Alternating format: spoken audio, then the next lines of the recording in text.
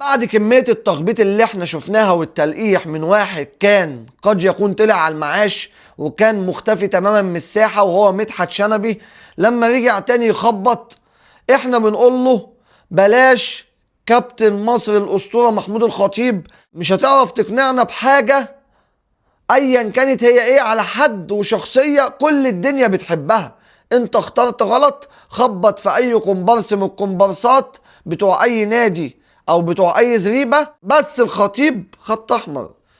انتوا اتضايقتوا من مظاهرة الحب من الجماهير، خصوصا في موضوع ان الخطيب مش هيكمل الرئاسة، واحنا اللي قلنا له كمل وعايزين الخطيب يفضل لغاية ما يقابل وجه كريم ربنا يديله الصحة وطولة العمر. احنا بنحبه يا خطيب على قلبنا زي العسل، اقعد واحنا مش متضايقين وبنقول لك ما تسيبهاش عشان الاوباش. واديك شفت اللي يسوى والمسواش عايز ينهش في الاهلي وعايز يسرق الكرسي، واحنا بنقول لك كرسي الاهلي ده مفيش حد هيسيبه من جمهوره غير للي عايزه الجمهور واللي حبه الجمهور. واحنا بنقول لك يا خطيب رد على المغردين دي كلها واديهم على دماغهم، واحنا بنقول لك كمل وعلى قلبنا زي العسل مدى الحياة، عشان انت مجنن الناس كلها.